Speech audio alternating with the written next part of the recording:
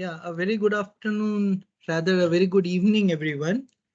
So today, our speaker is Dr. Ranjit Laha. He pursued his PhD from IIT Madras, and after that, he taught at Pratap University as well as at NIT Raipur before joining IIT Patna. In past, he also got the accolade of Best Teacher Award at uh, like during his teaching at Pratap University. So Dr. Laha hails from Bhadrak district, and as we are celebrating Azadi Ka Amrit Mahotsav, very few people know about certain historical aspects associated with Bhadrak district. So everyone is aware of this Jallianwala massacre. So a very similar atrocity happened like in Bhadrak district. Am I correct, Dr. Laha? Right, and it's kind of in memory of that, so people still kind of pay homage and yeah. So Dr. Laha, am I correct? Right, if Yeah, I yeah, recall it, yeah, similar yeah. things. Yeah. Similar thing. So Dr. Laha has uh, about 2 dozen publications of very high quality in various international journals. And one of the good qualities which all of us like about Dr. Laha is his singing capability. So he is one of the best singers in the department. Dr. Laha, so I would give it to you now for convening the session.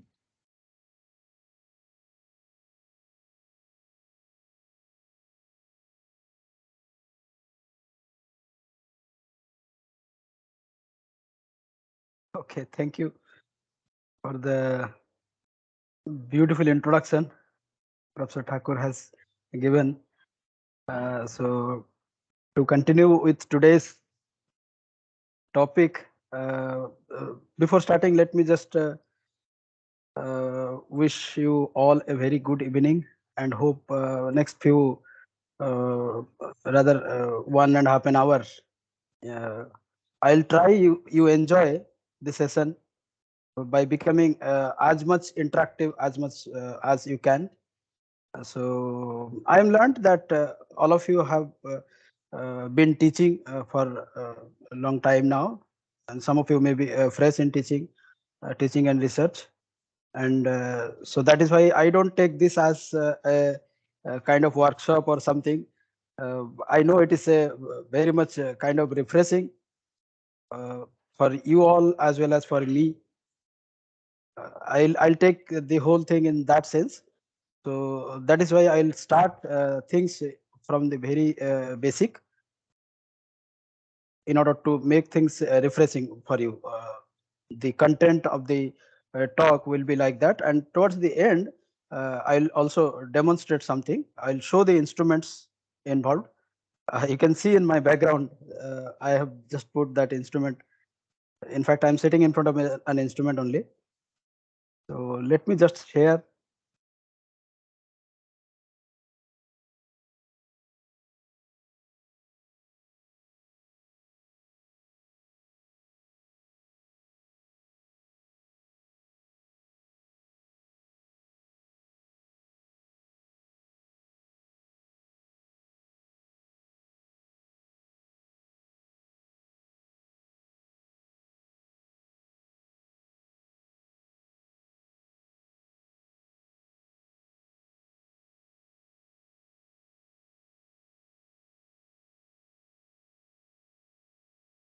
Hello, Dr. Laha.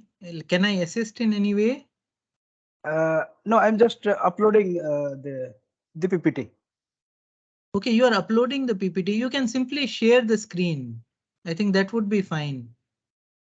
Sharing the screen would be okay. Just Let no, just to the left of the leave button, there is an up arrow. So simply Yeah, click that's on what. that and within the Yeah. option, just choose share screen. And then whatever Okay. is Okay. there on your screen will be visible to all This of one. us. ये वाला जो PPT Yeah, perfectly fine. So now you simply kind of maximize the PPT. Yeah.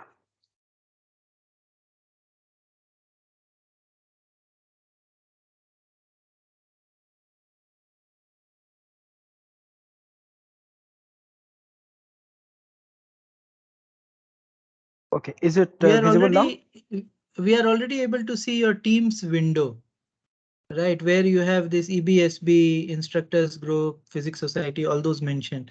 So you have to maximize your PPT. Okay. Okay. Okay. Hmm.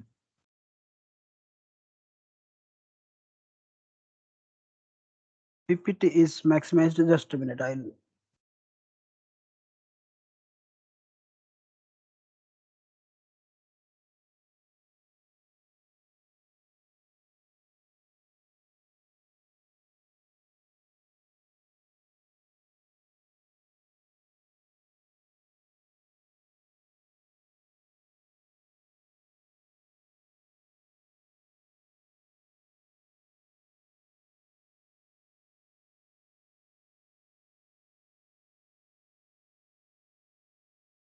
You're not yet able to see the PPT.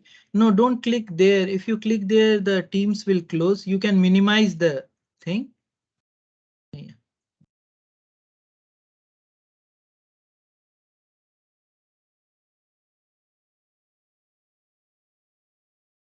Yes, perfect. So Yeah. maybe we Is it can okay just go now? to full screen. Just go to full Yeah. screen at the Yeah. Yeah. bottom. Maybe that. Thank you so Yeah. much. I think I it have. looks Yeah. perfect. And your voice is also good. Yeah.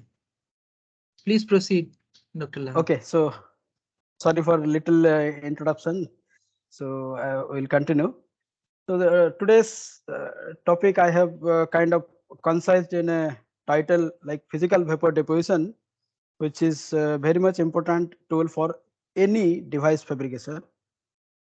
So to begin with, first this is the plan of the talk.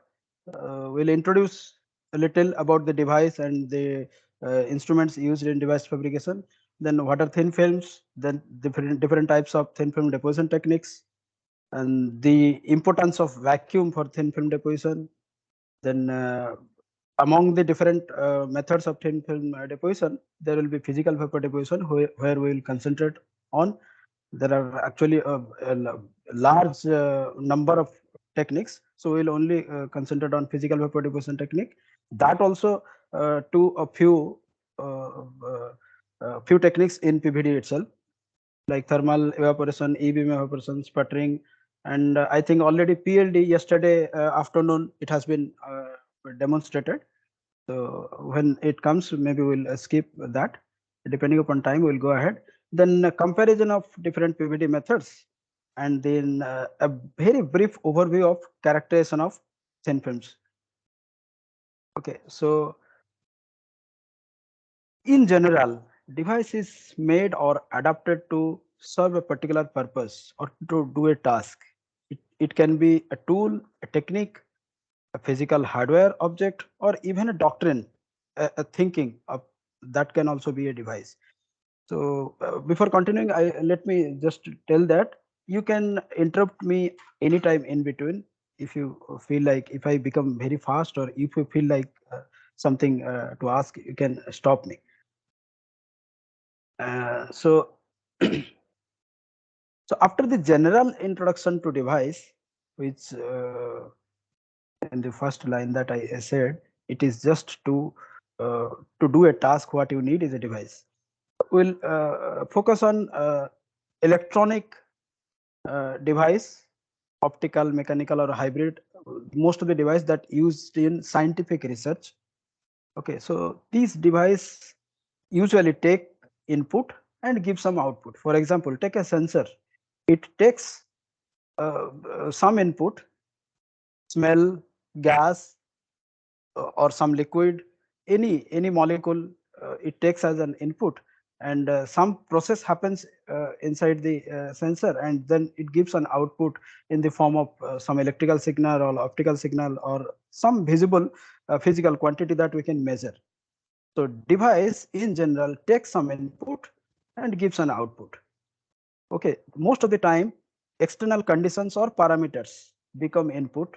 For example, like humidity or gas content. If you roam around in big cities, you may see big displays showing oxygen percentage, SpO2, and carbon percentage, different toxic gas percentage. Those things, quality control devices, they do that, and those display come. So they are actually the external parameter, the air quality is the parameter from which, after processing in the device, they give some output, and from which we come to know the quality of the air. So these devices are made from materials in different form. Thin film form is a prominent one among them. It's not that always you need a thin film only to prepare a device or to make a device. You can make from other form of material also. Most of the time, thin film form becomes a prominent one, and it is used in many devices. So deposition of thin film directly controls the efficiency of the corresponding device. If you need a thin film for a device, obviously functioning of device depends on how the thin film has been prepared. So that is why deposition of thin film is very important, and that's why we are going to discuss different deposition techniques. So thin film is just a layer of material such that its thickness is negligibly small compared to the other two dimensions, as well as compared to the thickness of the substrate. So a few things we need to understand here. Let me tell you, this is not the not a kind of definition that I'm giving. It's not easy to give a proper definition of thin film. These are the things that I have taken from standard books. Okay, at the end I have referred those books. It will be helpful for you to read and find out also why I am saying this. That defining certain things with proper boundary is not always possible. So this is for explanation purpose, that thin film is a material whose thickness is negligibly small compared to the other two dimension, as well as compared to the thickness of the substrate also. Now this substrate is very important for any thin film. So a thin film exists only on a substrate. Substrate is something on which thin film gets the support from.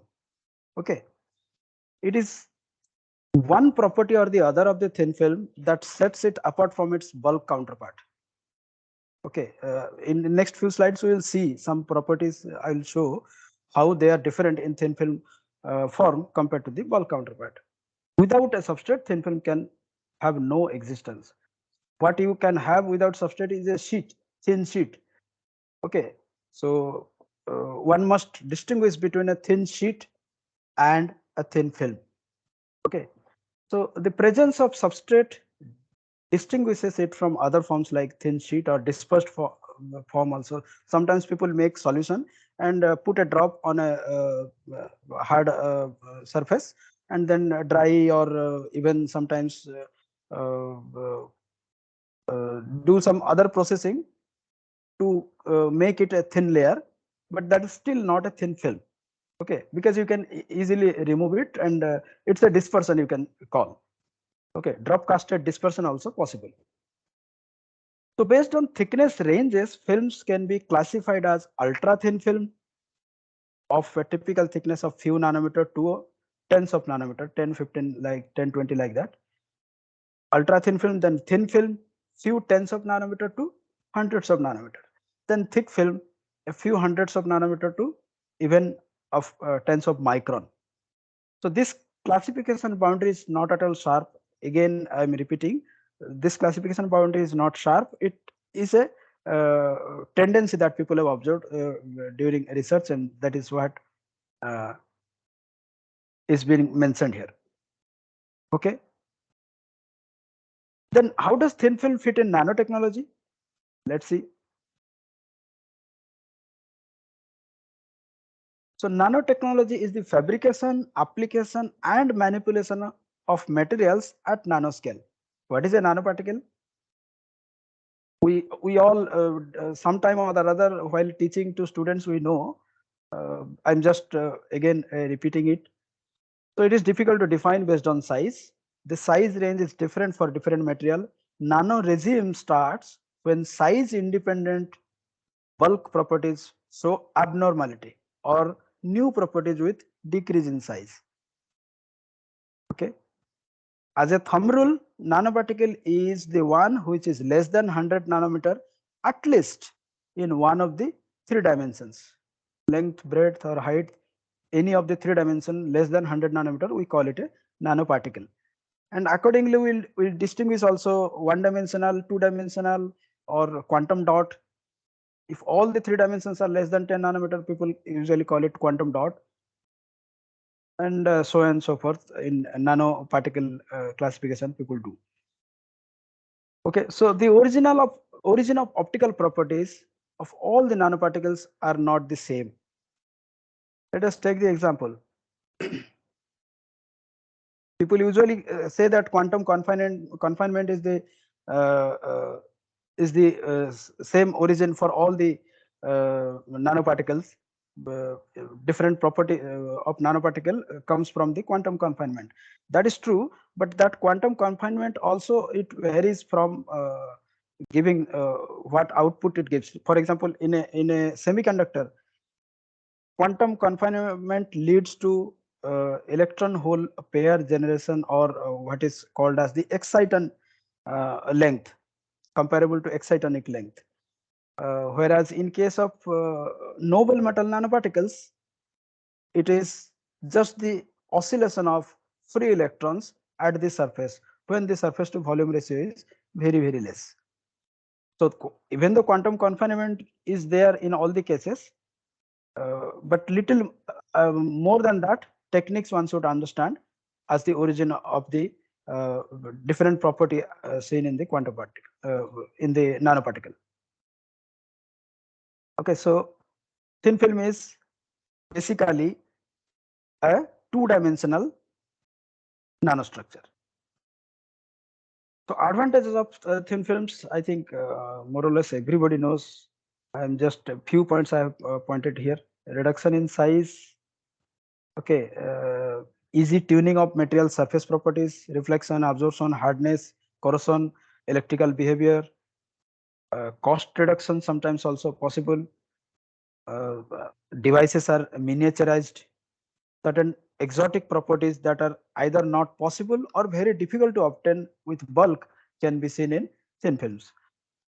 Example, thin chromium coating on automobile plastic provides hardness, metallic luster and protection against ultraviolet rays. Titanium nitride coating on cutting tools offer hardness. Normal cutting tools, whatever strength they have, if it is coated with a titanium nitride thin layer, its hardness increases at least about 5 times. Okay, low friction and chemical barrier also. Chemical barrier to alloying also is provided by titanium nitride thin layer. Similarly, thin layers of silver, gold, typically 50 nanometer in that range, give rise to surface plasmon polariton, which is not possible in their bulk counterpart. You can see this right hand side. This is well known everywhere. You can even in internet you can find out this. This is called Lycurgus cup in the British Museum. You can see the change in color. What is actually happening when you shine this object from outside? You see a green color. When you shine it from inside, switch on the light from inside, you can see the red color. This is because of the surface plasmon resonance of the nanoparticles present inside uh, this bowl type, this cup, whatever it is. Okay. These are some of the thin films that we have already prepared using the instruments available in our lab. I'll show you the instruments just for the curiosity kind of. Uh, all these are, you can see the different colors. All these are prepared by us in lab, in laboratory. These are basically gold and silver nanoparticles of different thickness and different conditioned. Like some of them have been heated, some of them have been just as prepared. So differently conditioned and thickness, gold and silver nanoparticles are present in this whatever images you are seeing. pink, green, uh, uh, of different contrast you can see. Okay, so thin film applications, I think some of them I have already told: optical, electrical, magnetic, chemical. These are some I have just listed. I think I will just go ahead. Most of you know the application of thin films in mechanical, thermal, and hybrid way. Hybrid way means not only in one field like electrical or optical. It is not only in one field. Combined electromechanical, optoelectronics, electromagnetic, thermoelectric, as well as optomechanical. So there are many hybrid fields also where thin films are used. So now we come to the process steps involved in deposition of a desired thin film. What basically you need a source of the material whose thin film you want to deposit, suitable arrangement to supply it, or creating the vapors, and then transport it to where you want to deposit, which is nothing but a substrate. Then suitable arrangement should be there to make it uniform. Then deposition is done. After deposition, sometimes if required, annealing is done, heat treatment is done, or some other treatment can also be. Most of the time people do heat treatment to fine tune the structure and composition, then analyze it, analyze using different characterization tools. We'll towards the end we'll get to know few characterization tools. I'll just name them because this is basically on fabrication of the thin film. I think today already HRTM or TEM, transmission electron microscope, you people have seen the demo. So that is one characterization. Similarly, others are also there. So using characterization techniques, we analyze whether our desired thin film has been formed or not. If not, then modification in process parameters, then go back to the step one, that is starting from source, repeat the whole process with the modification of the process parameters as well as other steps wherever required, like uniformity, supply rate, all the places you have to change and keep on checking, analyzing using the characterization techniques until you get the desired thin film. So general characteristics of thin film deposition, uh, one should take care while depositing a thin film are deposition rate, thin film uniformity across wafer in a single batch as well as batch to batch uniform. For example, you some 10 thin films you deposited in one batch, then another 10 in another batch. These two batches thin films should not vary too much. If they vary, then there is no point in like doing batch to batch. In one batch one has to do. Even in a single batch, different places, when you put the substrates, there can be variation. That also has to be taken care. So film uniformity is a very important parameter one has to take care while depositing. So while you may ask me when we'll demonstrate the actual setup, show the actual setup, how these things are taken care of. Okay, so another parameter, the materials that can be deposited, you have to arrange that material also. Metal, it could be metal, semiconductor, dielectric, polymer, anything it could be. So material you need to arrange. Then quality of film.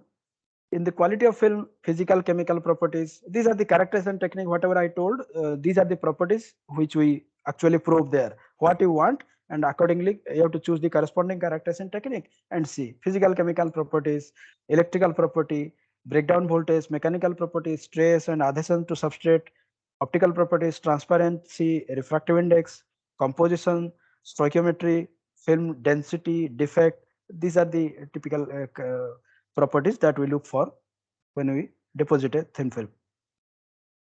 So this is primarily three different types of thin film growth modes. How a thin film grows. So the first one is what is known as the island growth, uh, proposed by the scientist Volmer Weber researcher. They have proposed according to their name. It is the mode has been named.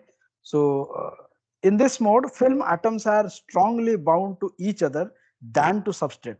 Island growth happens first compared to sticking to substrate. The second one is the layer by layer growth.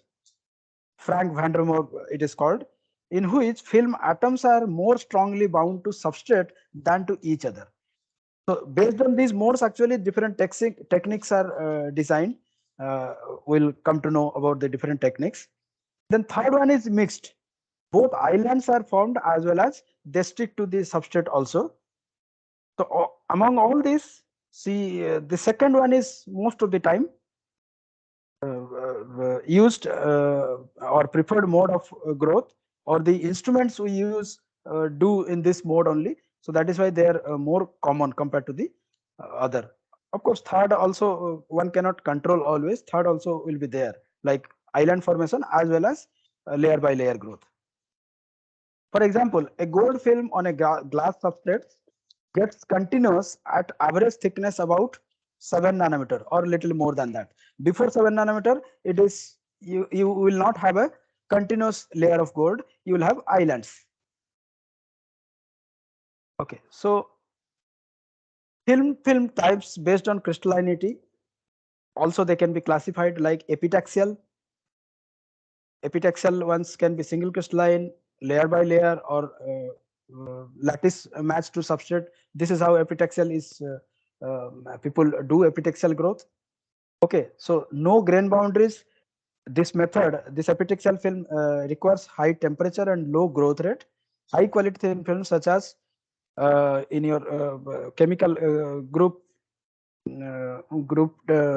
chemical table, third and fifth group elements, semiconductor films, for example, gallium arsenide, indium phosphide, these things actually made epitaxial. People need epitaxial method to do these thin films.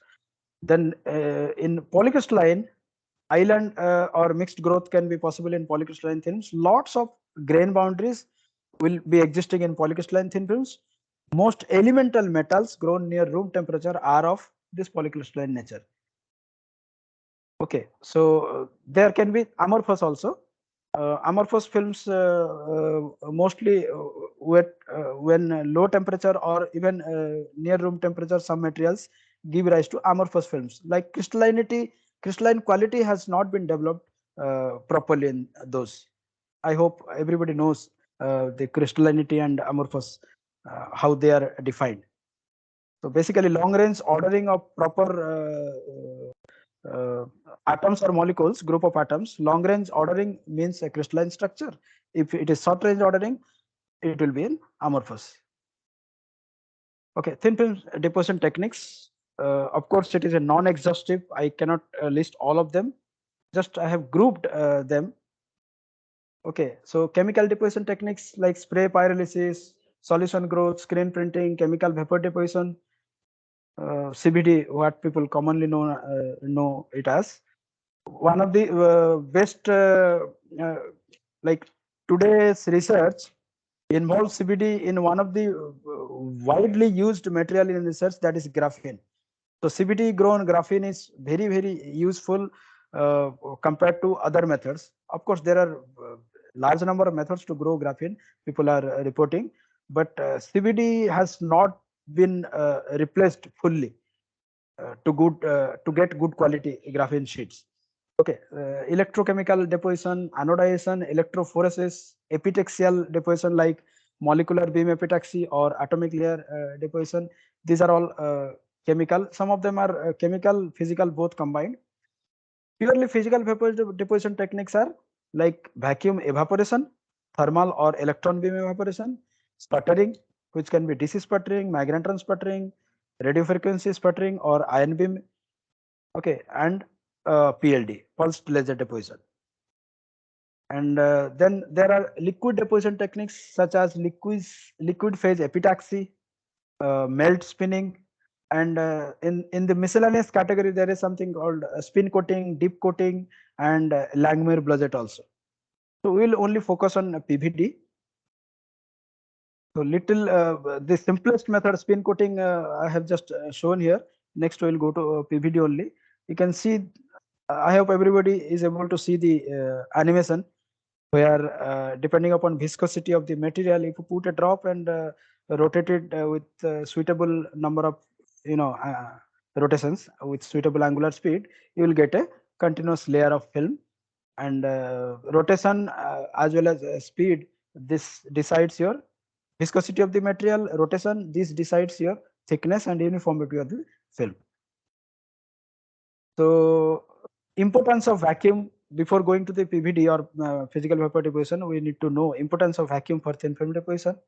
So few things one needs to consider of any thin film, that is purity, then controlled rate, maintaining stoichiometry, and energy saving. All this actually done by one process, that is doing a vacuum fast or deposition of film vacuum level. If you can see right hand side, there are just comparison. When you have a vacuum of something like 4 into 10 to the power minus 7 to 4 into 10 to the power minus 6, you have one residual gas monolayer every 4 seconds. When you increase this vacuum to something like 10 to the power minus 12 to minus 11, you have one residual gas monolayer every 4 days. That means you control the rate by just uh, changing the vacuum level or obtaining a different level of vacuum. This table you can see, when pressure is of the order of minus 2, okay, mean free path and other things decide. You can see the monolayers for 4400 monolayers per second when low vacuum. That means inside gases are more, you have high growth rate. That is how very quickly you get the number of layers, atomic layers. When the same thing, the same vacuum goes to minus 9, or our useful range is minus 5 to minus 7. Minus 6 is typically the normal vacuum systems have. Wherever there are turbomolecular pump and high vacuum systems, minus 8 also people can go. In those things you can see roughly 1 by 40 monolayers per second happens. That means 40 seconds takes at least for one monolayer to get deposited. So deposition rate is controlled, as well as purity and other things also controlled in the different level of vacuum. So that is how vacuum level is important. And the vacuum chamber with pumping station typically consists of, you can see this left hand side, whatever I have shown, this is a kind of schematic. Right hand side is the actual unit uh, in front of which I am sitting and discussing these things. So this is a DST FIST facility in our department. We'll show you those things. Before that, let us go through this schematic only. You have a typically chamber. Chamber means a volume enclosed by a metal or glass, enclosed by something inside which you create a vacuum and deposit thin film. So to create a vacuum inside chamber, you can see high vacuum valve. This one, this is high vacuum pump.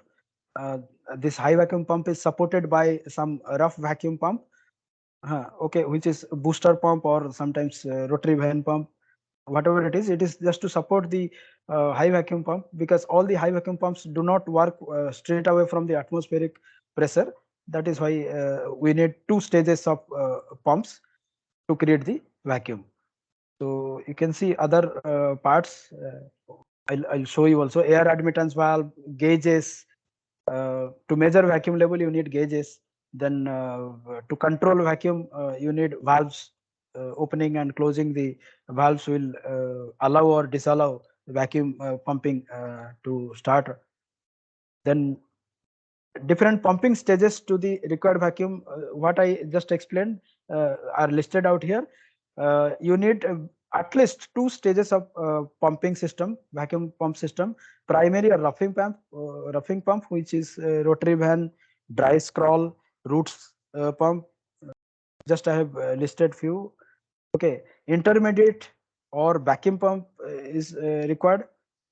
This primary and backing, most of the time people use one single pump and use them in both for both the purposes. Then you have a main pump or high vacuum pump. This can be a diffusion pump, turbomolecular pump, ion pump, cryo pump, etc.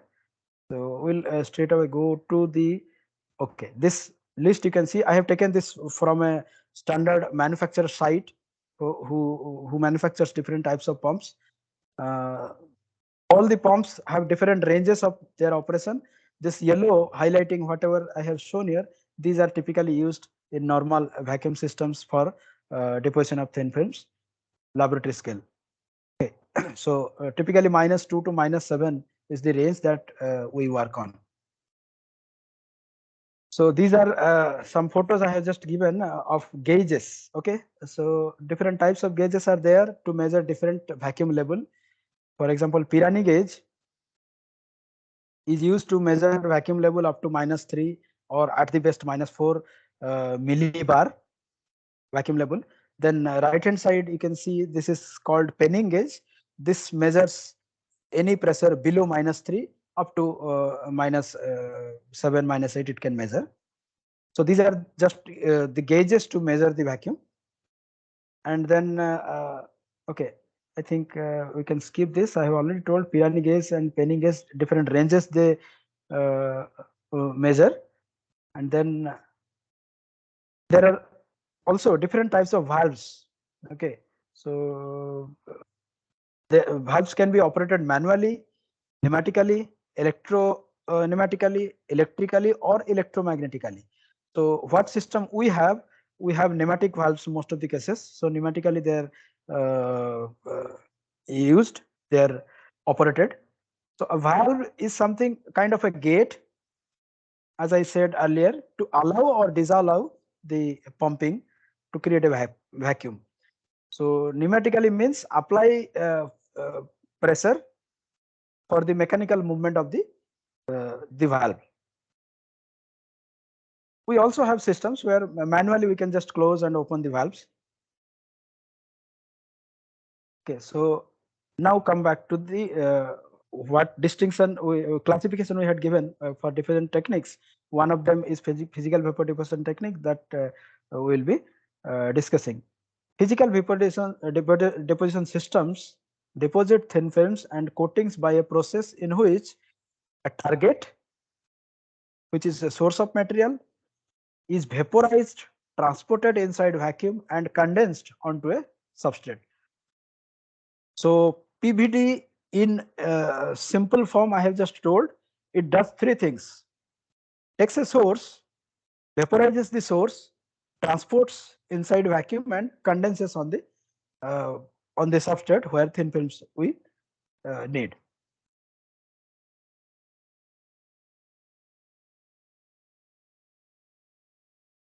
Okay, so main components are source material from which vapor will be generated, substrate on which thin film is to be deposited, arrangement for creating vapor from the source depending upon the requirement of the material property. That means create vacuum and how we'll make the vapor. Okay, so the vacuum chamber to house all these things inside. Then vacuum pumping station to create the vacuum inside vacuum chamber where your source and substrate everything will be there. And then a thickness monitor to control and monitor the amount of thin film or thickness of the thin film that is deposited. So among the PVD, physical vapor deposition technique, as I said, an arrangement is required to create the vapor. There are many different methods to create the vapor. You can thermally evaporate the material. Thermally evaporated means heat it. Resistive heating can be done so that the material uh, taken in a source, which is will in next 1 or 2 slides we will see the container that contains the material. Inside the container, whatever material is there, you heat it to such an extent that material gets melted first, then it evaporates. So vapor is formed in that way. So that is your thermal evaporation. So thermal or heating is provided by Joule heating or resistive heating. I square R, all of you know.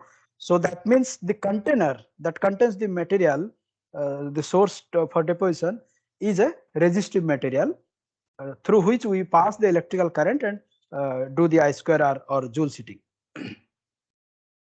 So it is typically carried out in a pressure level of something 10 to the power minus 5 torr or minus 5 millibar or little less than that. In that vacuum we do. We can do in higher vacuum also. It is not a stringent boundary, but uh, energy loss will be more. You need more heat or more electrical power to heat the material. Typically below this, the vapor pressure of the material is such that with a less electrical energy, you can melt them and create the vapor. So main types of simple evaporation sources are metallic boards. Sources here means the container that contains the material. Metallic boards and heaters made of refractory wires like tungsten, molybdenum, tantalum. These are the typically metals which are used as a container or resistive heating wires. Okay, so there are more complicated effusion cells also with a crucible made of passive material. Okay, so we'll not go there. We'll concentrate only on thermal evaporation and electron beam. For the timing, we'll discuss only on about the thermal evaporation. So this is just to inform you that there are other typical container also. Okay, so this is inside a chamber. The schematic I have shown. You can see the serial number 1, 2, 3 like that numbered. First one is the whole thing is the vacuum chamber. Second, this one is the vacuum gauge to monitor the vacuum inside the chamber. Third one is the evaporation source. Here it is. Okay, in a container, some material has been put. This is evaporation source. Then fourth is third is the evaporation material. This black color, whatever powder or something you can see. It can be a powder chunk or a piece of something. Then wherever it is put, that is the evaporation source. Then 5, 6 are the electrodes. Okay, to supply the electrical energy and pass a current through it so that we can do the heating. Then yes, any query, any question? Okay. So then 7 here, it is the substrate. 8 is the substrate holder. Okay, 9 is the here. It is close to substrate. We just put a what is known as the thickness monitor. This could be quartz crystal monitor or reed. Okay, RHEED. So this is used in advanced setups. Typically in laboratory scale for thermal evaporation and E-beam, we use a quartz crystal monitor. So moving on, this is how, if you recall, a few slides back, I was telling about the uniformity of the uh, uniformity of the thin film. So even in a single batch, when you put, let's say this is the substrate, this is the substrate. Uh, the deposition from this source to substrate while going, it follows what is known as a cosine law. Cosine law means in the center, from the center with a particular angle when it goes out, material decreases. Accordingly, thickness also decreases. So center will be a thicker one. Uh, as you go along the radius outwards compared to the center, you will get thinner ones. So even in a single substrate, you will not have complete uniformity, but there is a range over which you can neglect the non-uniformity. For example, if you want to deposit something of 50 nanometer, 50 nanometer plus or minus 2-3 nanometer, you can accept, and that properties will not vary much. But at the center 50 nanometer and at the edge, if it is 15 nanometer, that is not good. Properties will vary a lot. So in a substrate size of few millimeter to a maximum of, let's say, 1 centimeter or 1.5 centimeter, you will have typically uh, thickness uniformity, which where non-uniformity can be neglected. So this is just to tell that how non-uniformity comes. Okay. So as I was telling, the container, the evaporation source, typically people call. You can see these are the boards, these are crucible, these are some spiral, basket type. Okay, and this is what is effusion cell, which is used most of the time in MBE or ALD, molecular beam epitaxy, and like slow growth rate and controlled rate when you need. Typically, this effusion cell is used. Otherwise, normally in electron beam evaporation, one uses the crucibles, and in thermal evaporation, the rest, these boards are used. Boards, spiral, and this basket, these are used in for different materials. Depending upon the material property, these are used in thermal evaporation, during thermal evaporation. So okay, so important parameter for some of the evaporation material, just I have listed out here: silver, aluminum, gold, chromium, copper, iron, germanium, molybdenum, nickel, and then lead. For all this, density, boiling point, melting point, and then temperature for vapor pressure at two different pressures. It has been vacuum level, it has been given. You can realize how creating vacuum saves energy. For example, at -2 millibar or -2 torr, you need a temperature, you need to raise to a temperature something like 1050 degree Celsius, whereas same thing can be done uh, less, same material can be melted at 832 uh, degree Celsius when you decrease vacuum further to -4. We typically do in -6, where it will be still low. That means you need less electrical energy to do the evaporation. This is just one aspect of the importance of vacuum. The other aspect is gas molecules and other things will be less, so that purity will can be maintained. No external or impure atoms will be infused to your thin film. So, so for this left hand side, whatever listed for these materials, the both materials are listed here: molybdenum, tantalum, graphite, tungsten. So these are different types of boards which can be used typically for these materials. So,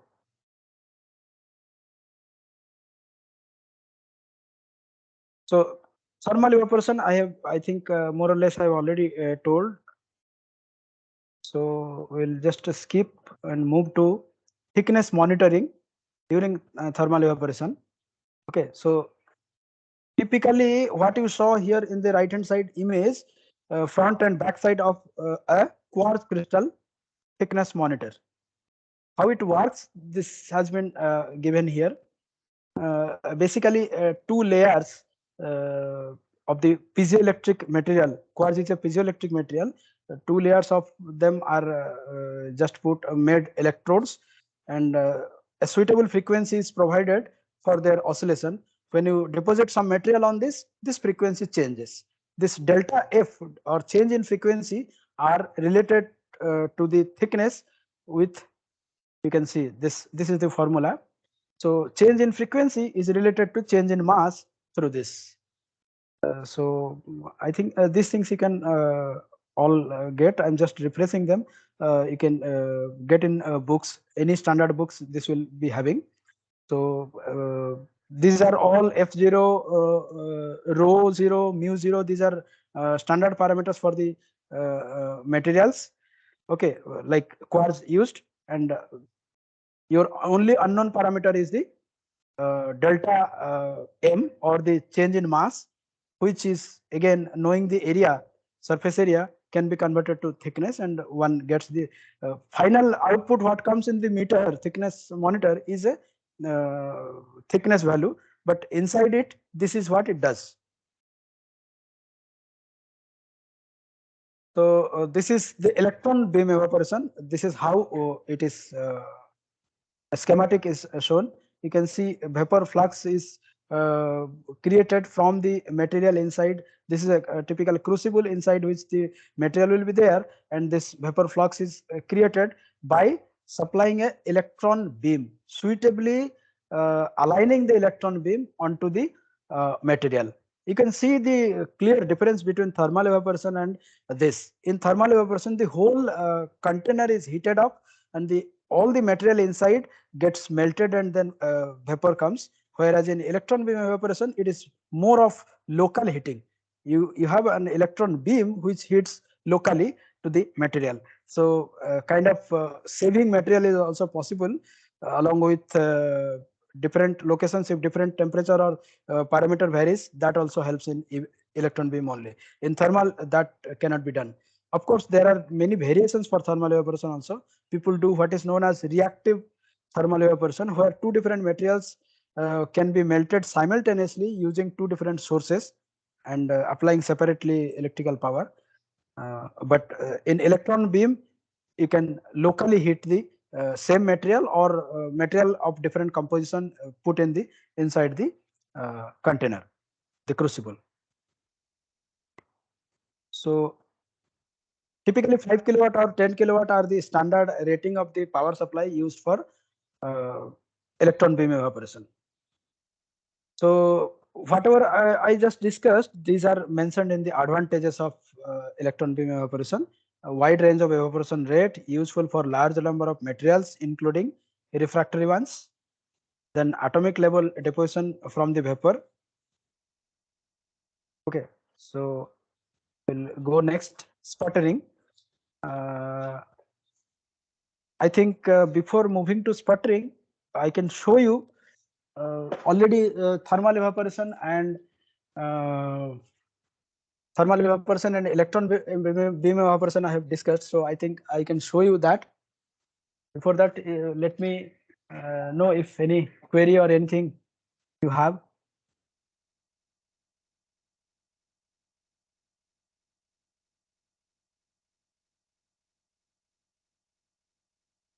I'll just escape for some time this presentation. Let me go here. Yeah, any question from the audience? Yeah, so the video mode I'll now share through one of the user. Ankush will do it. I'll stop sharing for some time to show you the electron beam evaporation and thermal evaporation which is existing in our. Is it Ankush? Is the video on?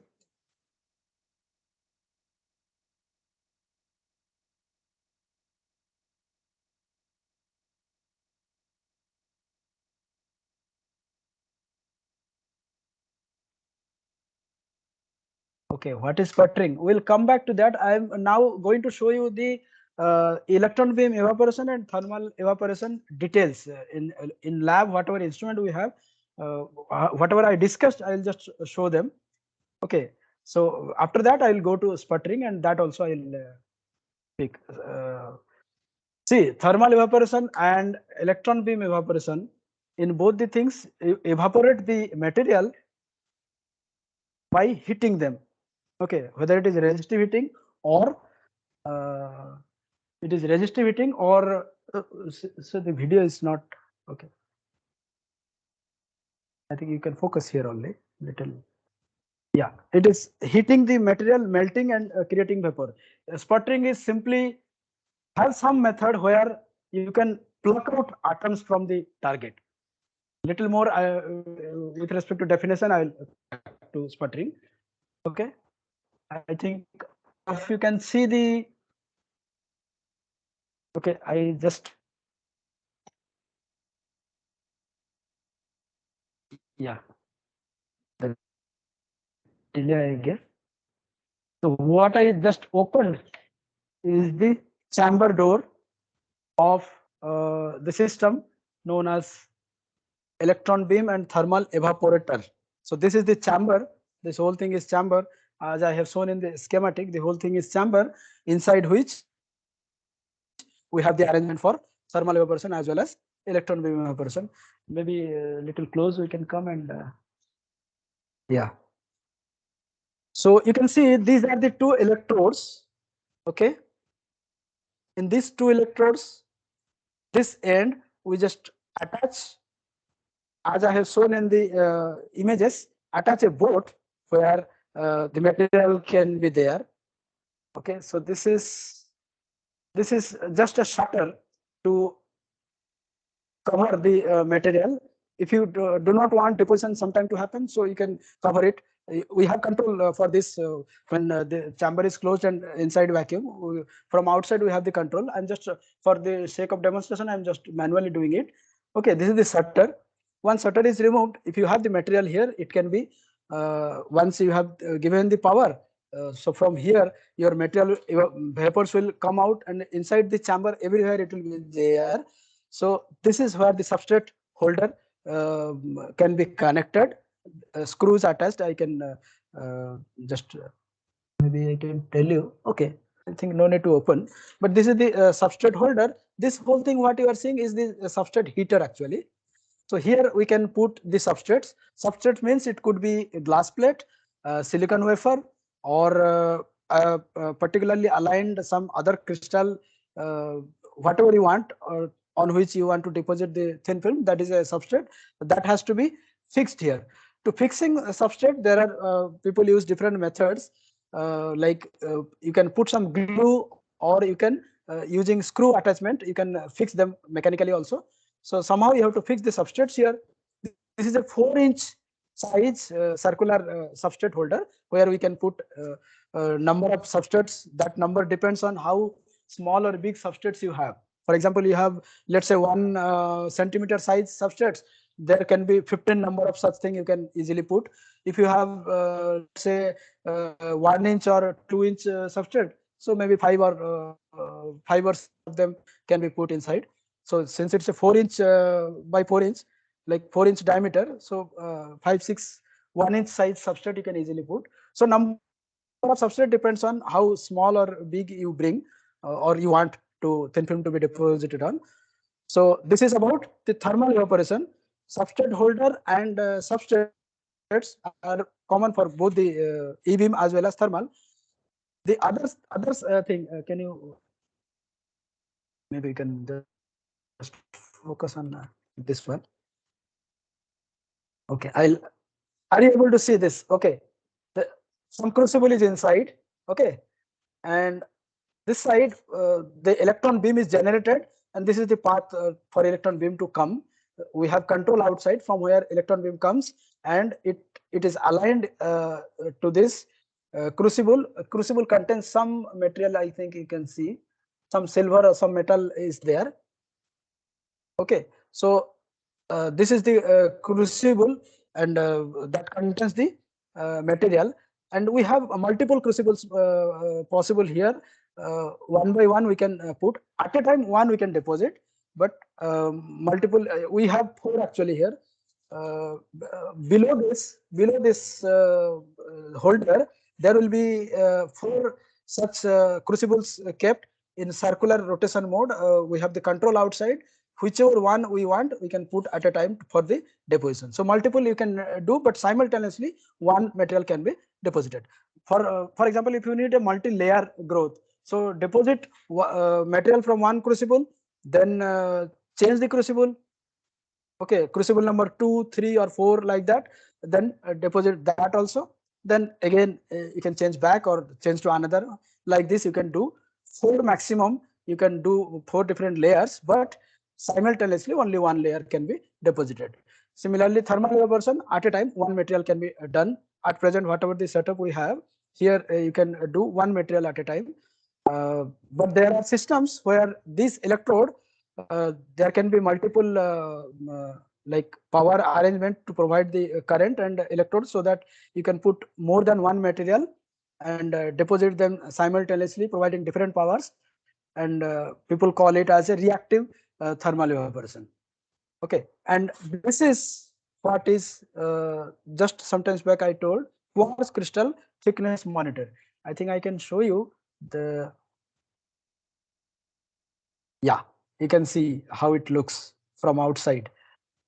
So if you remove the cover and take out the quartz crystal, the image whatever I have shown, that is how it will be. Now it looks silvery color because recently we have deposited silver thin films on it, and it has to be cleaned, of course. Every now and then it has to be cleaned, so that that golden color what you saw in the image is not seen here, but it is this is the quartz crystal thickness monitor, and whatever is attached to it, this is for cooling of it during deposition. It has to be maintained proper proper cooling rate also has to be maintained. That is how this tubes you can see, and these wires are actually electrical wire to provide the, as I said, a standard frequency you have to provide, which value will change once the material is deposited. Similarly, cooling arrangement is also done for this electron beam evaporation setup. This is the cooling arrangement thing. So water, cooled water comes in, circulates through it and goes out. So water circulation, cooled water circulation is done for electron beam also. For thermal evaporation, there is no such cooling arrangement, because by definition we need to heat it and melt it. So there is nothing else to be cooled. So for thermal evaporation we don't need cooling, but of course whole chamber there is outside maintaining a particular temperature, cooling arrangement has to be there, and it is there. That I can tell you how it is done. You can see outside chamber this kind of linings you can see. Okay, yeah. So Ankush has zoomed it out. So these linings you can see, these are the tubes through which your coolant or simply cool water circulates to cool the chamber. So I guess this is the inside chamber arrangement. Okay, so sometimes people do additional electrical feed through also. For example, in situ resistance measurement. In situ means while film is deposited, you need to monitor some property, electrical or optical. So for electrical properties, additional electrical feed throughs also are there in some systems. At present, here it is not there. This whatever you are seeing, it is for electron beam. Otherwise, additional feed through is not there. But we can always put. There are options, and people do it.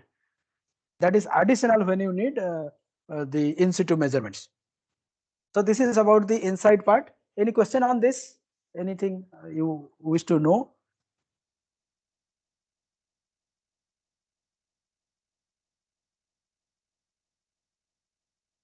Okay, so okay, outside, as I said, this is a penny gauge attached here. Then there are penny gauges backside in the setup. It is there, and other valves, everything. I think this we can show. I will show you a turbomolecular pump. Okay, that is used for high vacuum. You can see this labeled Turbovac 350i something is written, right? So this is a turbomolecular pump directly connected to the chamber. Even though it looks like directly connected, but it does not operate directly from atmospheric condition. You can see this connection. Okay, this goes to a secondary pump, or what I told in the beginning, a primary backing pump is required. So initial that pump creates a vacuum of 10 to the minus 2 millibar. Then this takes over to the next level of vacuum. This pump creates the high vacuum, and in this system we can go up to minus 10 to the minus 6 millibar. Okay, so that is roughly saying little bit about this system. This is the power supply for the electron beam evaporation. Okay, voltage and current, these are the two things that we put, and this is these are the knobs to control the beam direction. As I said, we need to align the beam to a particular spot. So these are for that. So there will be magnetic field which will align the electron beam. So these are the control for that. Okay, so we do not usually do this often.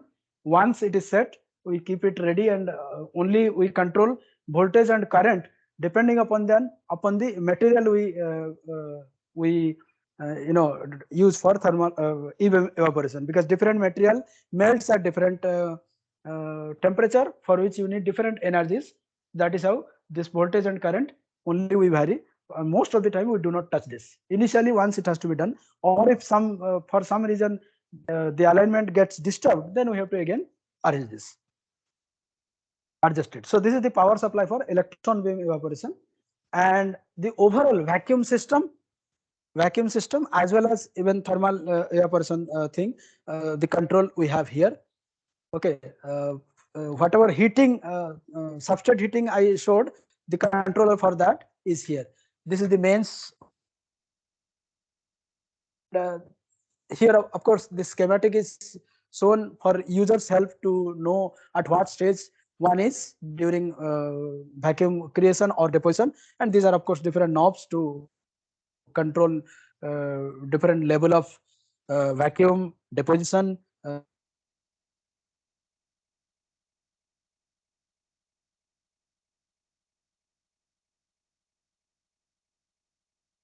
Okay, so is it clear? Or so far, I think we have some 20 minutes more. I can go further. If you have question, I can I still have no issue.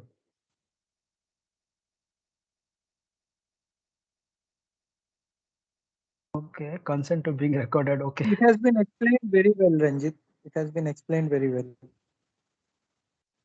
Okay, so I think I can go ahead with the next step. That is, I think Ankush, you can stop. I think Then so. we'll I think go so. ahead.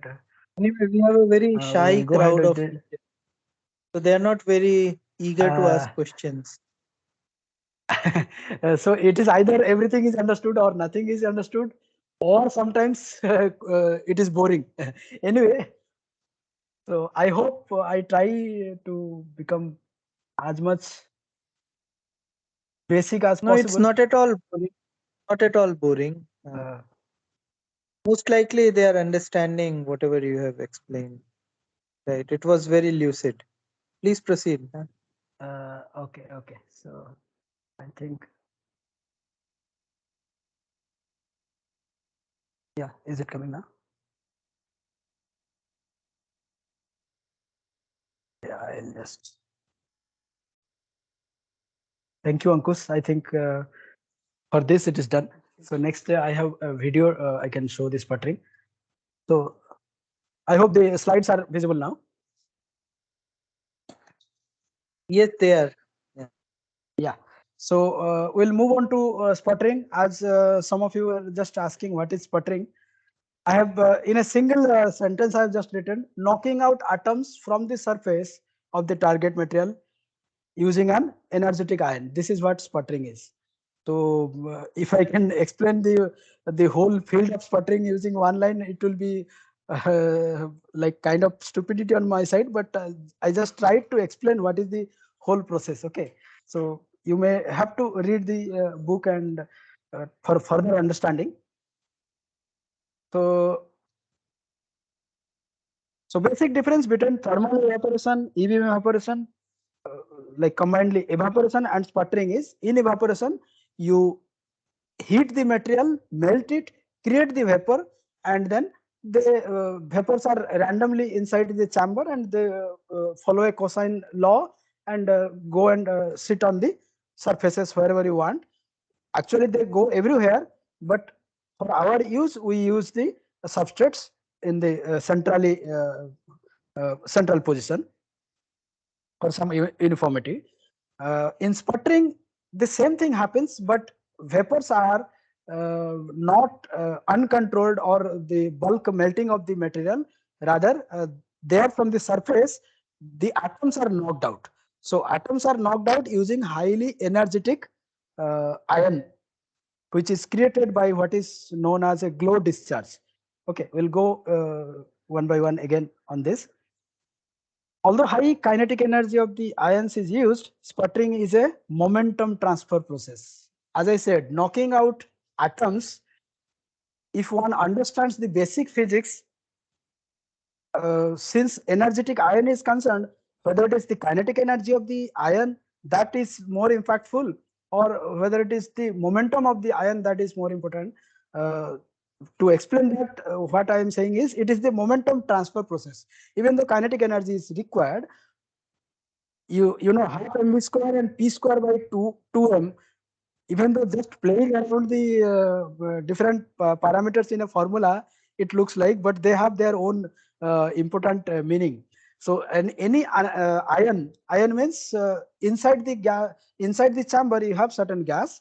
When you apply high voltage, so it gets ionized. So gas molecule minus 1 or 2 electron is a positive ion. So it will have a particular mass.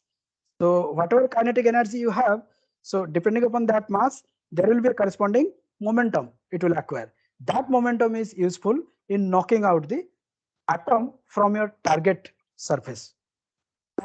Target is typically made as a cathode inside a sputtering chamber or inside the chamber where sputtering is meant to be done. So different variants of sputtering exists, such as ion beam sputtering, cathodic sputtering, diode sputtering, etc. Based on the supplied electromagnetic field, they can be just classified as DC sputtering, DC magnetron sputtering, or RF magnetron sputtering.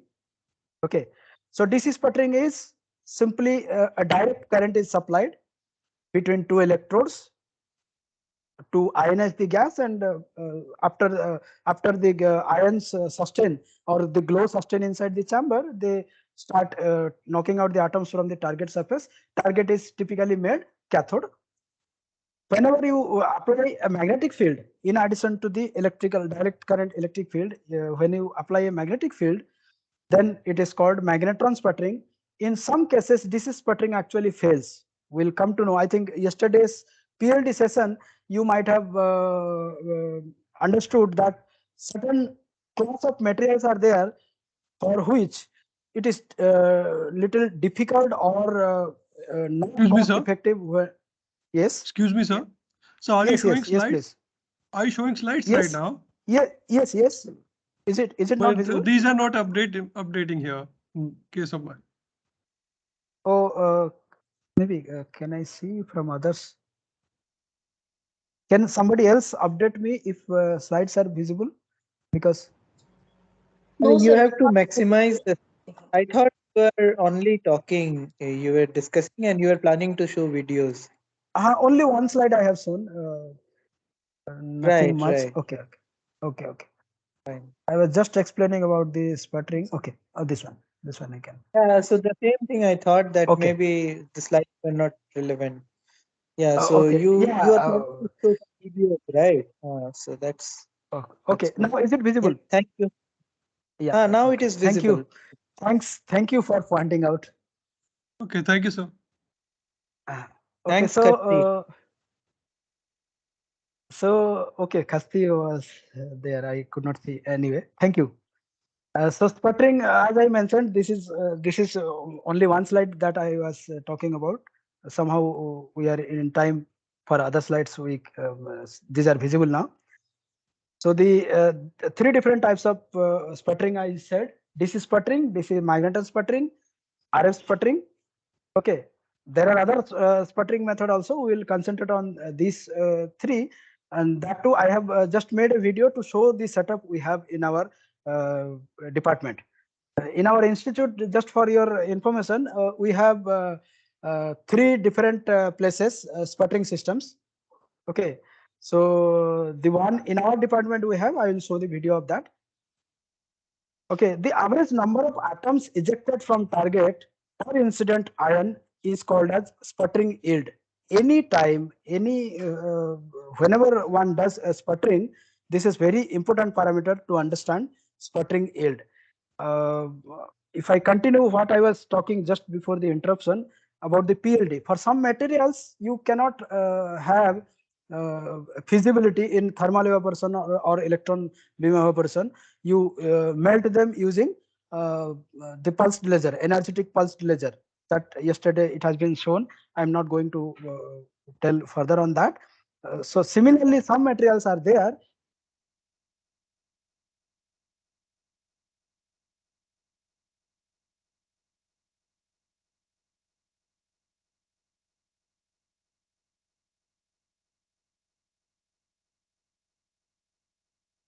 Yeah, so audio seems to be not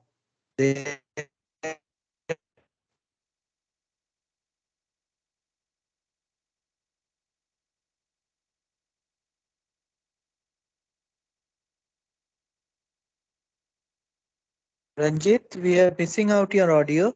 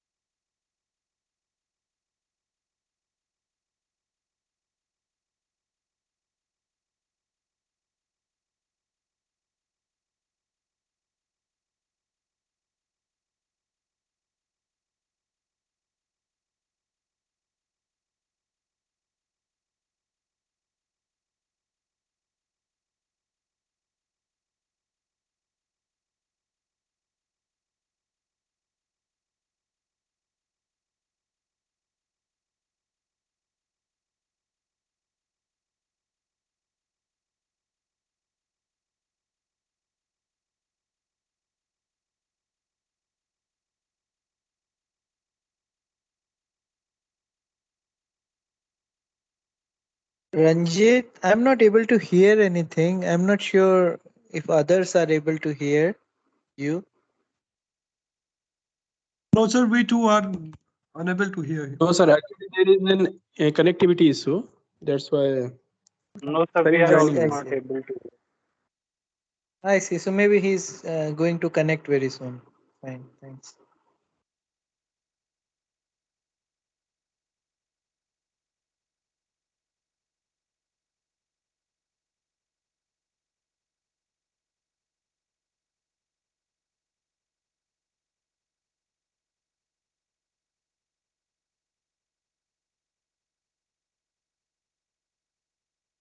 Yes, Ranjit, the slides are back.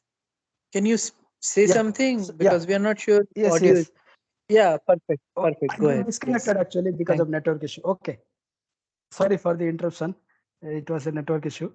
Okay, so continuing, I think I was talking about the importance of important parameter in sputtering, which is sputtering yield.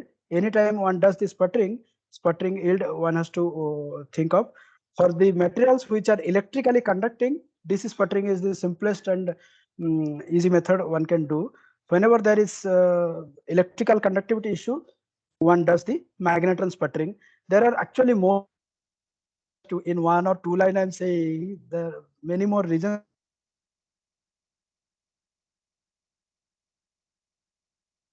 Whenever you have a non-conducting material, magnetron sputtering is useful. Among those non-conducting, if you have an oxide, highly non-conducting or insulating kind of, there you need radio frequency sputtering, RF sputtering, and there is a story behind why everywhere people use a 13.56 megahertz frequency. Maybe you can, if you have curiosity later, you can find out. But this is what standard people use. Okay, so I will proceed on. These are some parameters. Again, I have taken from the book written by the pioneer kind of in the field. Okay, Professor K.L. Chopra. From his book, I have just taken. So you can see for different targets, deposition rate for different materials is mentioned per minute. How many angstroms or how many nanometer one can deposit using sputtering at a particular ion current, which is 1 milliampere per centimeter square. Okay, so if your target size is 1 centimeter square, if you apply between anode and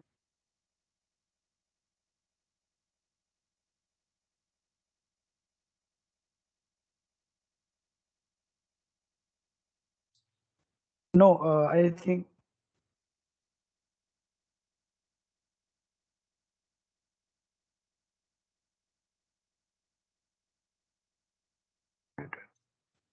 Yeah. So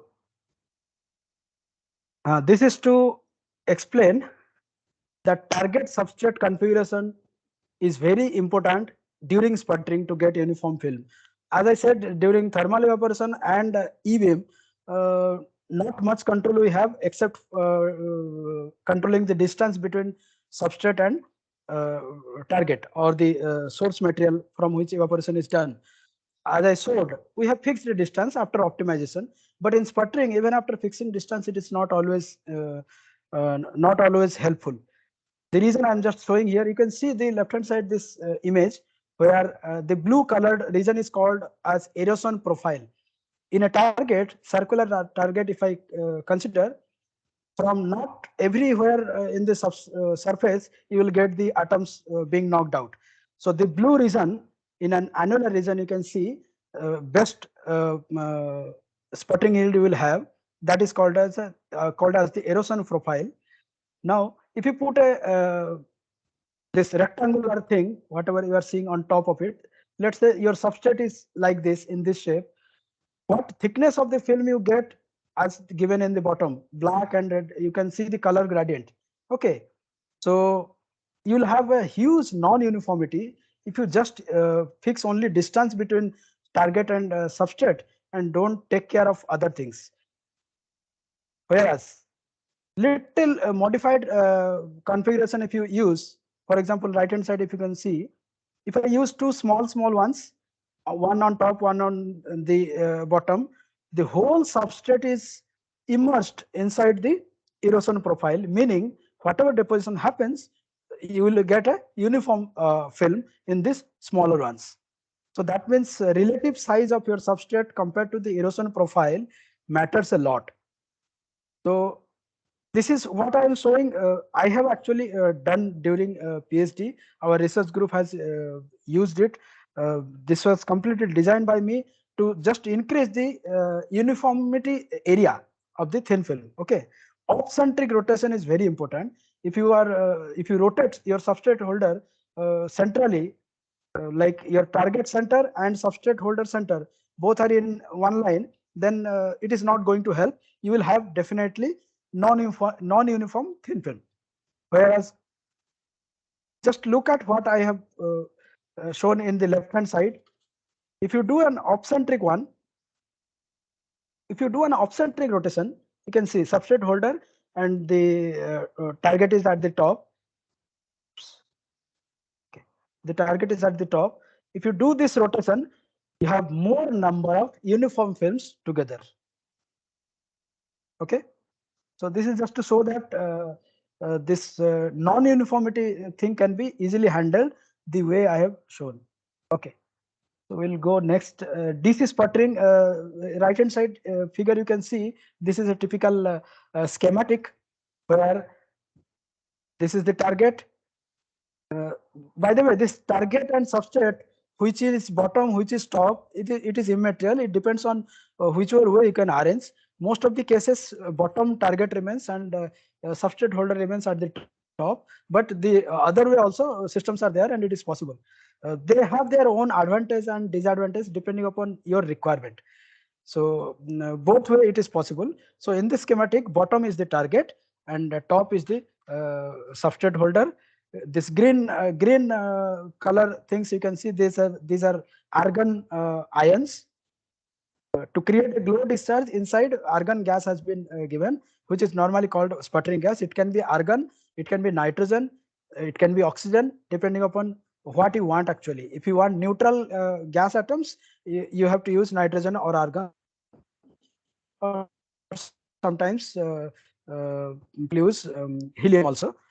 If you want a reactive sputtering, you can use some percentage of partial pressure of oxygen inside it and slowly deposit so that oxide materials can be formed also. This is actually what I have also already done. So it can be also one of the methods. Reactive DC sputtering people can do. Alternative is take the target from the beginning, an oxide material, and use the RF sputtering. Okay. So magnetron sputtering, I am not going into details. This clumsy looking image could confuse you. There is nothing too much to confuse. Just added things one has to take care. Added things means water cooling and heater plus permanent magnets are used as the magnetron, which provides the magnetic field to control the one of the major problem during DC sputtering, what is called as charging or oxide layer formation, that again brings back the material to an insulating stage. So this magnetic field actually averts that oxide layer on the target surface, and that is how it maintains a rate of deposition throughout. That is why it is important. Okay, we will not go too much into detail. Just telling. Okay, this is just an example. You can do co-sputtering also. Instead of using multiple targets, that is the standard way to do different materials together. Multiple targets people use.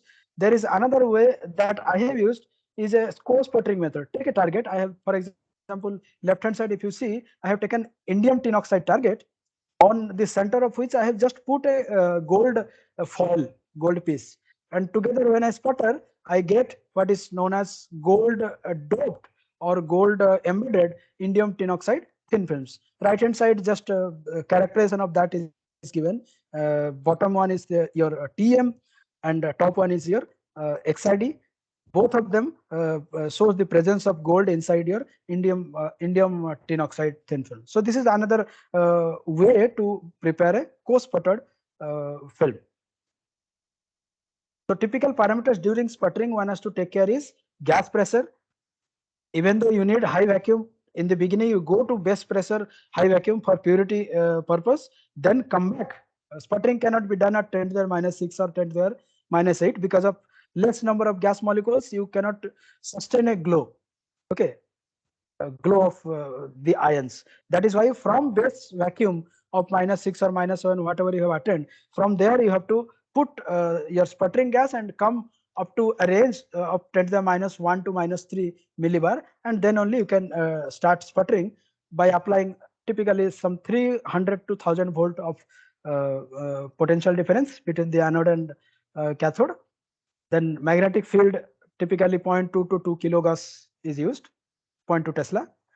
So current density can go up to 10 ampere per centimeter square, and supplied electric power can be a few kilowatt.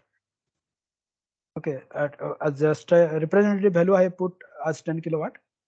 Then other use of sputtering can be done instead of depositing thin film. If you want to use sputtering method for other use, that also done. For example, cleaning, ion cleaning of substrates also done by sputtering, where you don't need your target material, just put the substrates and any normal metal electrode you can put, typically aluminum people put, and then start the glow discharge. The ions of that hit the substrate and etch out the impurity atoms or molecules from the surface. So etching or etch cleaning is done using sputtering also.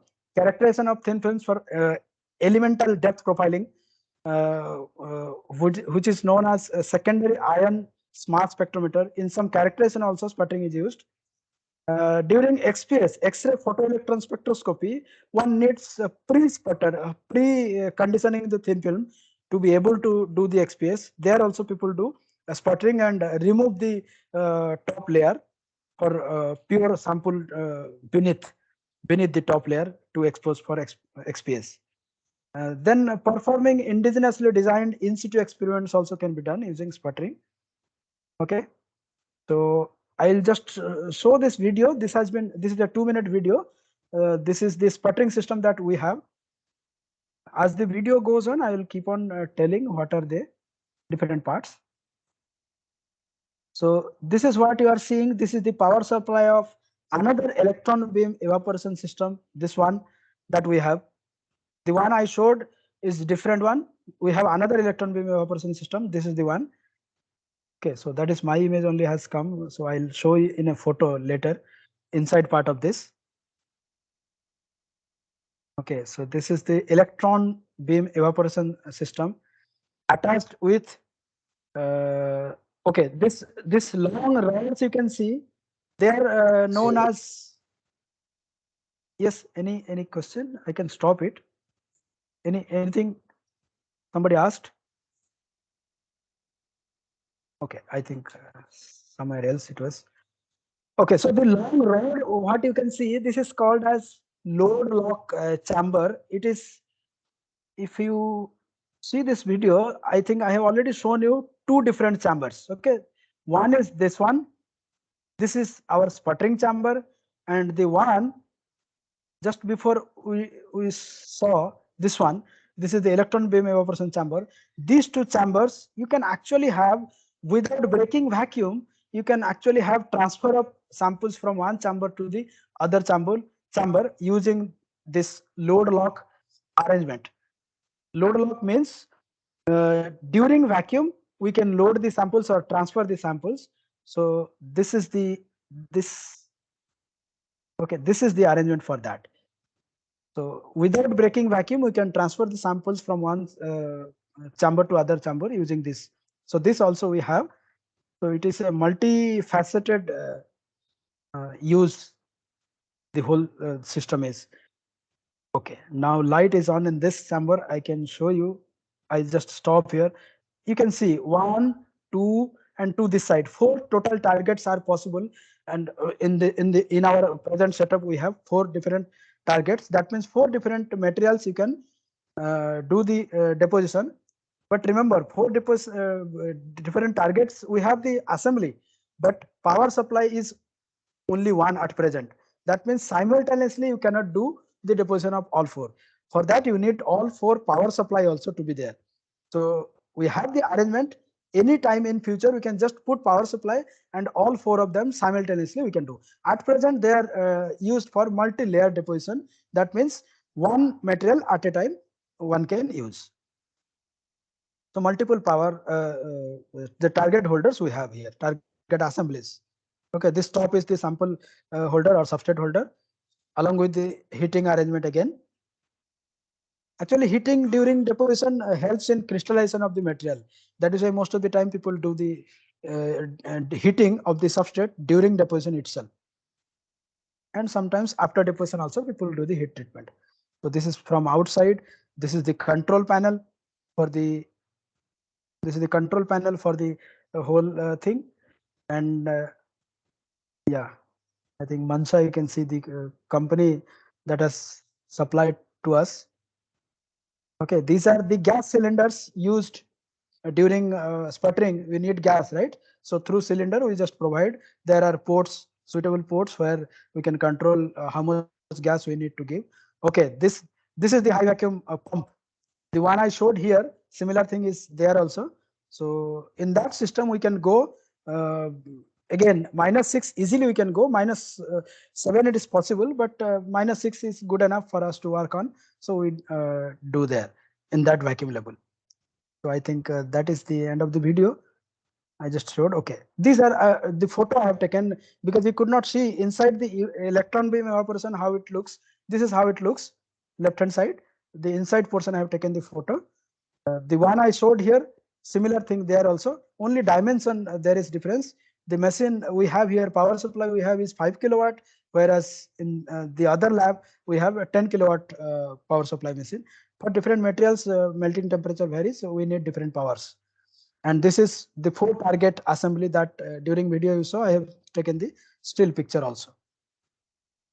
PLD, I'll just skip it. It is already done. And comparison of different PVD methods, I think I have already told you. Depending upon material, we use different methods. Okay, overview of characterization techniques. It is important, even though it is not. It was not in the purview of this today's discussion, but it is important to know. Once you deposit film, different techniques are there for different properties to know. For example, for structural, I have already shown you TEM and XRD. Raman also sometimes people use crystal structure to know. Then surface morphology, people use optical. If size, grain or particle size is within micrometer range, you can use optical itself to see the surface morphology. Or if it is smaller in size, you can use SCM and AFM, atomic force microscope. SCM is scanning electron microscope. Then topography also you can use you can know using AFM or STM, scanning tunneling microscope. Then thickness can be known in many different ways. One already I have told, quartz crystal thickness monitor. Then you can use outside the chamber. Once the film is deposited, after that you can use stylus profilometer, atomic force microscope, Rutherford backscattering spectrometry, ellipsometry, and then optical transmittance. These are some of the techniques to know the thickness of the film. Some of them are direct methods, some of them are indirect method. For example, as ellipsometer and optical transmittance, these are indirect methods. From optical data, you fit the with relevant equations, and from optical fitting, you get the thickness. Whereas RBS, AFM, and stylus, these are direct methods. Okay. RBS is non-destructive, but combined directly and indirectly both, because you send a beam, doubly ionized alpha particle inside the sample, and while coming back, how much energy it has lost. From that, we get to know the depth of the sample, which gives us the thickness. Then depth profiling also is done by RBS and SIMS, secondary ions mass spectrometry. Elemental analysis or characterization is done using RBS, XPS, ICSI, particle-induced X-ray emission, then TM, SIMS. Okay. Then electrical properties are known using 4-probe resistivity Van der Plas method, Hall voltage measurement, and then customized semiconductor parameter analyzer also. By the way, we have this instrument in with us also, funded by DST, FIST. Okay, and then optical properties can be known using transmittance, reflectance, ellipsometry, dark field or bright field optical microscopy. So this just a list of characterization techniques. Okay, these are some of the characterization results that I can skip, I think. Okay, initially I showed you some of the films. You can see the optical transmittance of all of them. Some of them are showing some dips in transmittance, indicating that they absorb light. If you take a bulk piece of gold or silver, they will not absorb light. They are highly reflecting. You know all this. But when you deposit the thin films of that material in a suitable thickness range, for example, 50, 60 nanometer, or even 10 nanometer, below 10 nanometer, you will have different wavelengths being absorbed. You can see around 500 plus, those wavelengths have been absorbed by some of the films. Whichever color you can see, complementary of that is being absorbed, because you saw in reflection mode, the complementary color is being absorbed. So these are the transmittance of that. So these are some of the results of that. This is a typical XPS. From here you get to know the binding energy and whatever the elements inside. Phase purity actually is known from XPS. Then these are RBS, typical RBS result. You can see the peak kind of thing. Right hand side edge tells you how much energy a particular material has absorbed, or alpha particle has lost while passing through that particular material. For example, gold, you can see 1.8 mega electron volt, 1.9 mega electron volt. For indium, it is something like 1.7 plus mega electron volt. These are the typical energy range where RBS is done. So I'm not going too much into detail, just to show that these are the typical RBS results from where you can know the thickness. So this is AFM image to know the thickness as well as particle size distribution. Left hand side image, you can see thickness is known, and the plot tells you about 20 nanometer thickness is been deposited. So these are further focused AFM. Focused means small area. AFM has been taken to see the morphology, particle heights, roughness, particle size and height. These are known from AFM results. Okay. Now, very important thing, whatever facilities I showed or we discussed, whatever things we have in our institute or in our department, you can have access to them whenever you need. Because just showing something and discussing for 1.5 hour or once only, it does not help for you to learn. Later you may need to use them to learn better. So these are the two ways to access these facilities. One is our IIT Patna site. The link I have given, I think later I can share these links. through the organizer. You can take them, and you can visit the site and see how to access them easily. It is these are all accessible, sometimes with nominal fee and sometimes through collaboration also possible. So whichever way later you can decide, but these are the ways to access. One way is through our institute website. The other way is central government has already taken this nice initiation of mapping all the research facilities throughout the country to accessible to all. This is called ISTEM. Okay, this is science and technology facility mapping. So you are, let's say you are an user, you can register as an user and see a particular facility if you want to use, where are those facilities available and how to access them through this site. I have actually given the link for the registration. You can register free of cost. It is as an academic user, you can register and explore different facilities at different places. Through that also you can use IIT Patna, particularly physics department, these facilities whatever we have discussed, you can access them. Again, there also charge basis is there, and collaboration basis is also possible. You can explore, and in case of any further query, you can mail me also. I'll share my ID. In fact, it is already there, and if you go through our website. And one more important thing I must tell you that whatever fabrication units we discussed, except PLD, others are not there in the list of kind of accessible facilities, but still you can access them, but just writing to us, and then we'll find out how you can access them. So other facilities all are there except a few fabrication techniques. I think these are the references, the books I have taken. The book by K.L. Chopra and S.R. Das, then Thin Film Deposition by Donald Smith, publisher is Tata McGraw-Hill. So I think I must stop here with thanks to the organizer as well as the facility creator, our institute and department. Thank you all for your attention.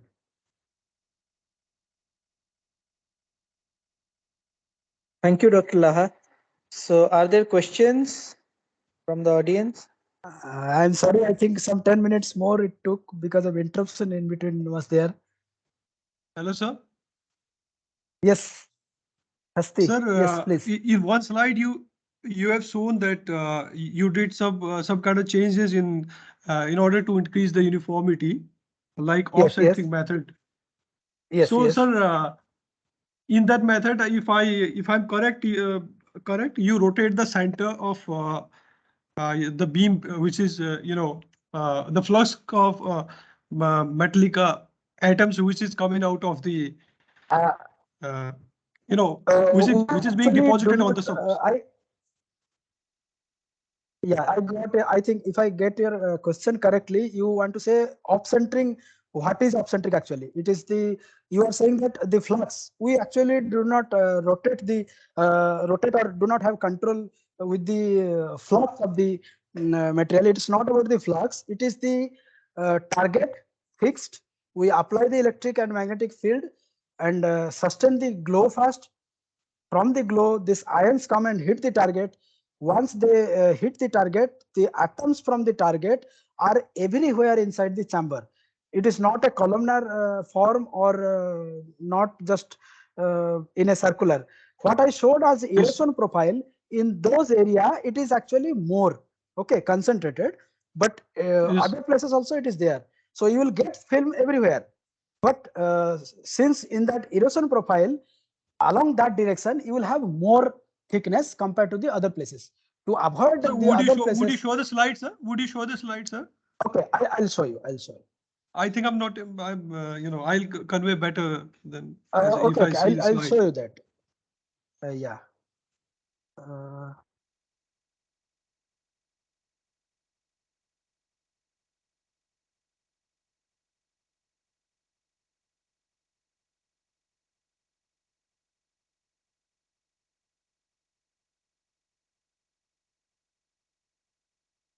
is this slide visible?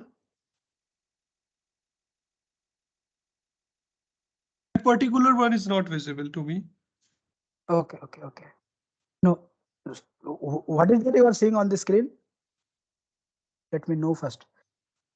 So it's, computer is in, just like, you are opening Okay, all okay, okay, files or okay. like. Okay, okay, okay. Wait, let me change it. If I,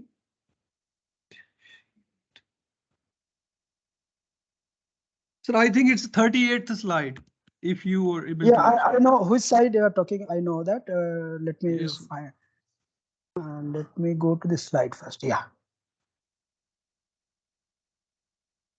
Yeah, I think now it's visible. No, sir, your slides are updating.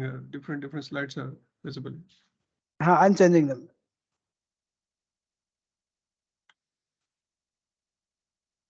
This is what you Yes, sir. actually This started one. with, Yes, right? sir. This one. Yeah. So actually inside chamber, everywhere you will have this molecule atoms from the target. Okay. What you see is actually the glow discharge. Color of the glow you can see. The atoms or sputtered atoms you cannot see. But what I have shown you, this has been found that the erosion profile is like this. That means in this direction, okay, it is maximum thickness, maximum of your target atoms. Other places also it is there. When you in this configuration, if you use a substrate like this, which is extending from left edge to the right edge, this diameter is okay. Aspect ratio is little according to the screen it has become. It is a circular one. Okay, this diameter is your target diameter. If you use a substrate extending along the diameter, then this is what you will get: thickness non-uniformity. Because even though from outside we see everywhere it is there, eh, in this region, okay, vertically in this region, this blue region, it is maximum. That is why you get the thickness more. So to avoid this other areas, other these portions, either you block this or do some alternate arrangement. So what we have done here, this is the other configuration I was talking. Right hand side image, if you see what I used a small substrate so that it is only collecting the material or the atoms coming in this erosion profile only. Is it clear now?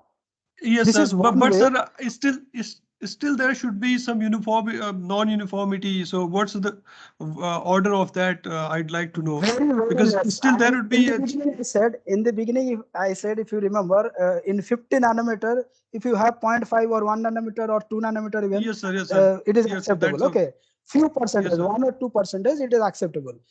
For Yes, sir. highly oriented films, that is also still not acceptable. But anyway, for highly oriented film, we need molecular beam epitaxy or little better methods. In this method, whatever films you do, 1-2% variation in thickness is not a big deal. It is acceptable. Okay. So right hand side Yes, sir. configuration, whatever I showed, this is possible. Even with this configuration, you will have 1 or 2% of non-uniformity.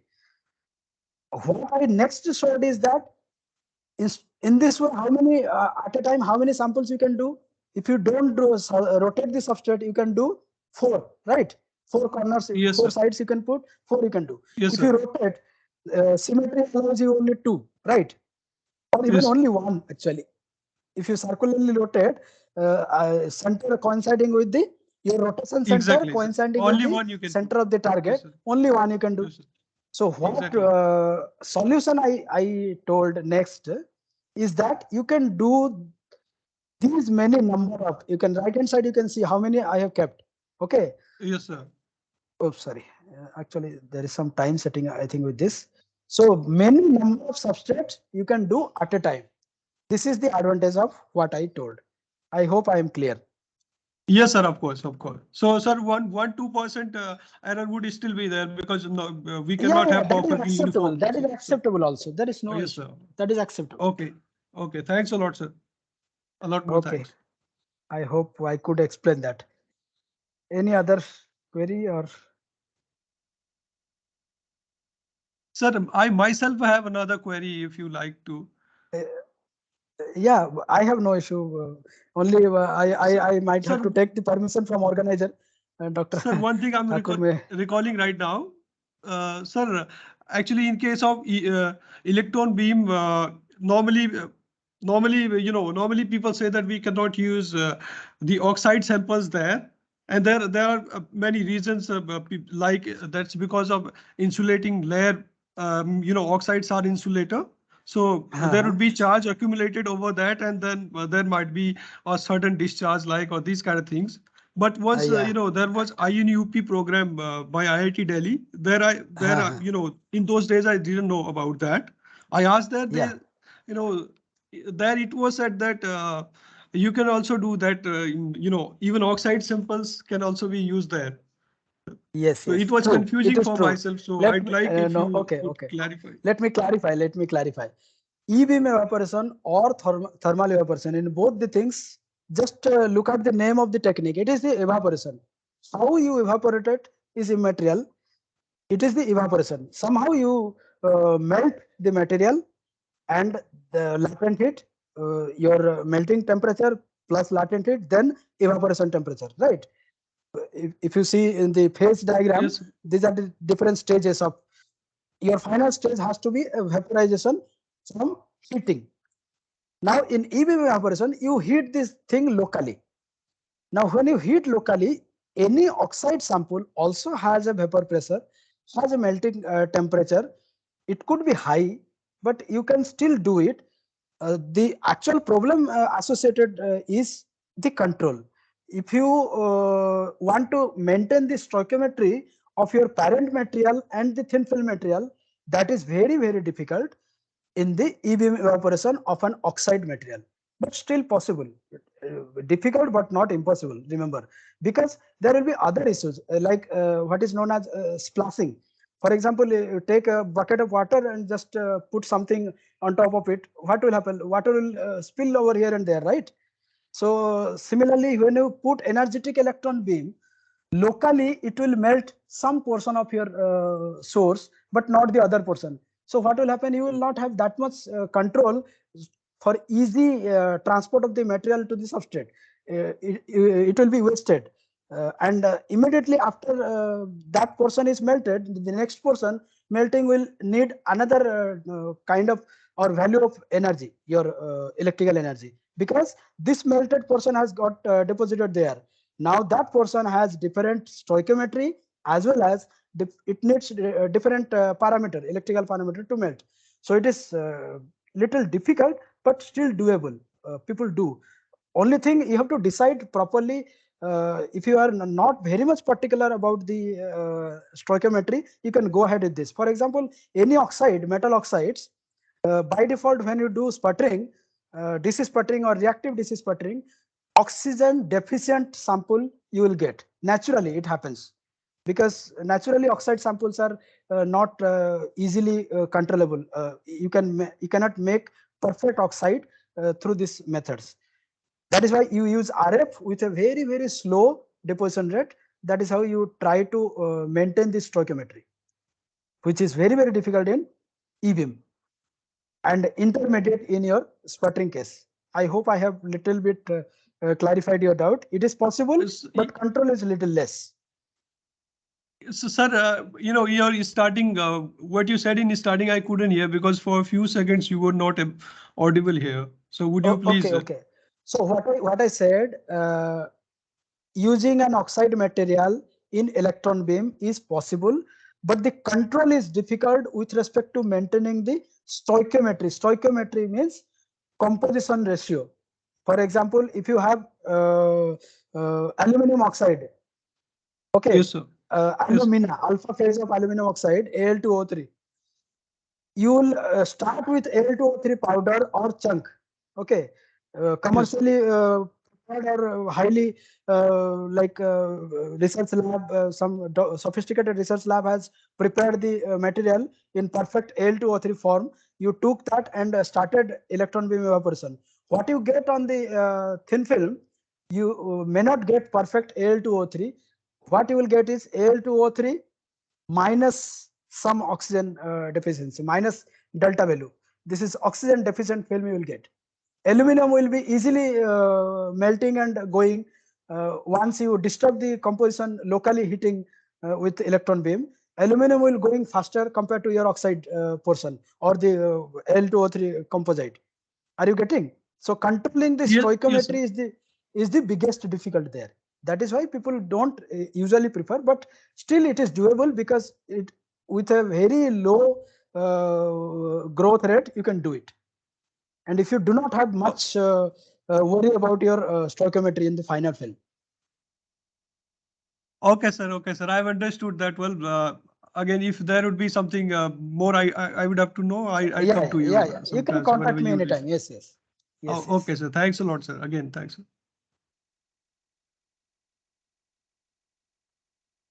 Okay, so let us thank the speaker. It has been a wonderful talk.